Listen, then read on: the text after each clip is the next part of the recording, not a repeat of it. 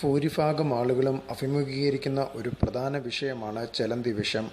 ചെലന്തി വിഷം തീണ്ടുക എന്നാൽ ചെലന്തി കടിക്കുക മാത്രമല്ല, മറിച്ച് ചെലന്തിയുടെ വിസർജനം ശരീരത്തിൽ വീഴുക, ചെലന്തിയുടെ മാന്തൽ ഏൽക്കുക, ആർത്തവാവശിഷ്ടങ്ങൾ ശരീരത്തിൽ വീഴുക എന്നതെല്ലാം വിഷം ഏൽപ്പിക്കുന്ന ഒരു കാര്യമാണ്.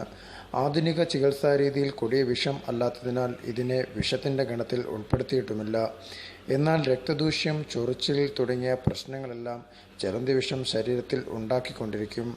ചുവന്ന നിറത്തിലുള്ള ചെറിയ കുരുക്കൾ, ശരീരത്തിലെ നിറവ്യത്യാസം തുടങ്ങിയ ബുദ്ധിമുട്ടുകൾ ദീർഘകാലം ശരീരത്തിന് ഉണ്ടായേക്കാം. എന്നാൽ ഇതിന് എന്താണ് പരിഹാരമെന്ന് നോക്കാം. ഇറച്ചി, മുട്ട, മീൻ തുടങ്ങിയവയെക്കുറിച്ച് കുറച്ചു ദിവസത്തേക്ക് ഒഴിവാക്കി നിർത്തുക.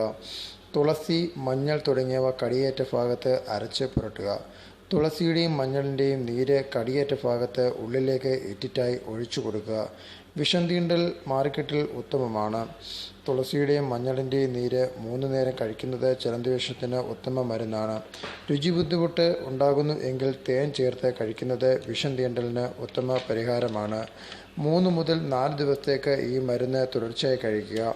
ആരോഗ്യപ്രദമായ വീഡിയോസ് ലഭിക്കുവാൻ ഈ ചാനൽ സബ്സ്ക്രൈബ് ചെയ്ത് കൂടെയുള്ള ബെൽ നോട്ടിഫിക്കേഷൻ ഓണാക്കിയിടുക. Thanks for watching.